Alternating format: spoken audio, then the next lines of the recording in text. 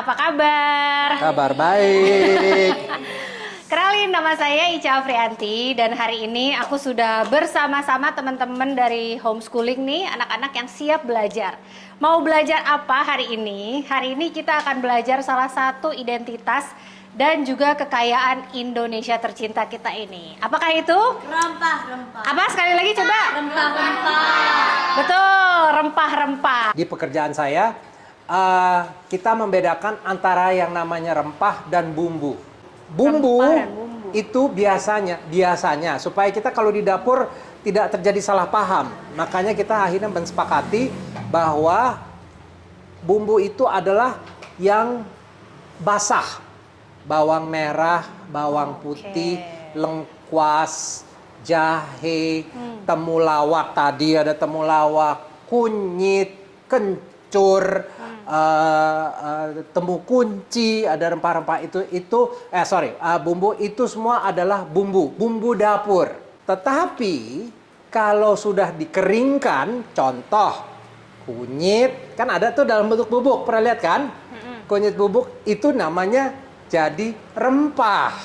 Rempah yang sebenarnya itu apa? Kalau tadi bumbu adalah yang basah, berarti rempah itu adalah yang kering.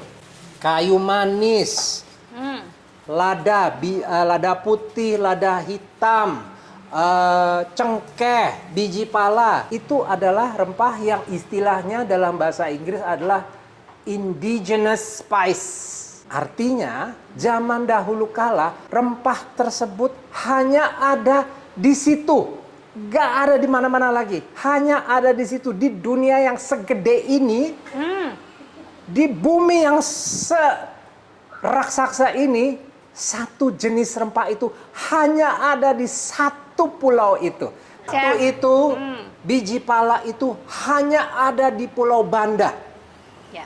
Di bagian-bagian lain yang sekarang disebut Indonesia, di Pulau Jawa, Kalimantan, tidak ada pala. Pulau Banda itu satu-satunya biji pala hanya ada, dan Pulau Banda itu kecil sekali. Tetapi hanya ada di situ. Biji pala kita nomor 1 di dunia.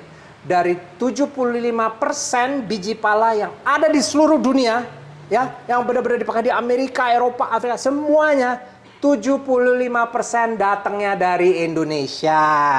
Makanya akhirnya pemerintah membuat yang namanya indikasi geografis. Indikasi geografis atau bahasa Inggrisnya adalah geographical indications.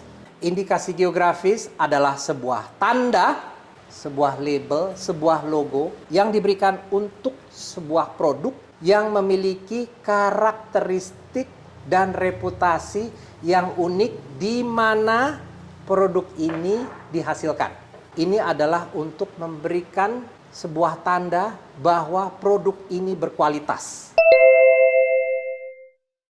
Kalau tadi sih yang paling menarik itu tentang masa lalu Chef Bara. Soalnya dulu tuh ternyata nggak pernah belajar masak sama guru, jadi masak sendiri aja. Terus juga ternyata awalnya juga belajar itu ya tentang politik. Terus dapat passion masaknya itu ternyata dari awalnya cuman nyoba-nyoba doang. Yang paling menarik itu pas dia cerita masa kecilnya waktu dia bercita-cita. Dia nggak ada ide untuk bercita-cita untuk jadi chef. Pala juga aku kaget, kayak rada lumayan kaget gitu karena waktu aku ngebauin baunya juga wow, wangi banget gitu kan, dan amazing aja gitu, cuma ada di situ dan di Indonesia gitu. Yang menarik buat aku ternyata ada rempah yang nggak boleh dimakan. Terus juga tadi aku juga ngerasain lada putih. Nah itu emang ladanya beda dari lada yang lain. Ngerasa ladanya nggak terlalu pedas, tapi wangi. Apa tuh tentang garam amet ya. Karena ternyata petani garamnya cuma tinggal 22 orang itu di Bali. Atau kayak menarik aja gitu, ternyata pala itu dibuka gitu. Terus dalamnya ternyata ada kayak helm sepedanya warna merah. Kalau menurutku sih bagian yang paling menarik itu adalah tentang garam laut. Karena menurutku menarik cara membuatnya gimana, cara diolahnya itu menarik sekali gitu. Pala ya tadi. Karena ternyata orang itu awalnya mencari itu, lalu lama-kelamaan jadi dijajah gitu kayak katanya. Tadi itu tentang rempah-rempah yang diceritain Chef Bara ya. Jadi rempah-rempah itu ada yang dicari oleh orang-orang Portugis dan Spanyol dan satu lagi itu Belanda. Nah, rempah cuma mau berdagang tapi akhirnya jadi kolonialisme. Oke, dari pembelajaran tadi mengenai rempah, diceritakan gimana sih rempah di Indonesia itu bisa ada dan apa aja kekayaan rempah di Indonesia. Yang mana Indonesia ini menjadi masuk dalam kategori penghasil rempah terbesar dan terbaik dunia. Ada begitu banyak hasil-hasil rempah yang diekspor ataupun diminati oleh mancanegara, bahkan pada masa penjajahan dahulu kala ya kita didatangkan oleh negara-negara asing yang diburu dari rempahnya. Jadi begitu kaya negara kita ini. Jadi gimana kita harus menjaganya dan mensyukurinya gitu sih. Kalau menurutku yang paling menarik itu dan yang paling aku gak nyangka itu adalah yang dimana dia itu bercerita kalau petani garam itu di Bali ya udah tersisa 22 orang. Karena menurutku 22 orang itu cukup dikit banget dan kalau misalnya nggak punya keturunan atau apapun mungkin garam itu bisa aja punah. Menurut aku sih yang bikin aku kaget ya atau nggak yang paling menarik itu yang kayu manis karena kayak kalau dilihat-lihat ya kayu manis itu mungkin kelihatannya sama aja kayak pasti orang bakal bilang ini kan kayu manis apa bedanya, tapi pas kayu manis yang dibawa khusus sama Chef Bara itu baunya lebih strong, terus banyak yang bilang itu baunya lebih enak daripada kayu manis biasa dan memang aku cium ya lebih enak sih. Dan aku juga agak cukup kaget karena usianya 15 tahun, which is sekitaran 4 tahun lebih tua dari aku.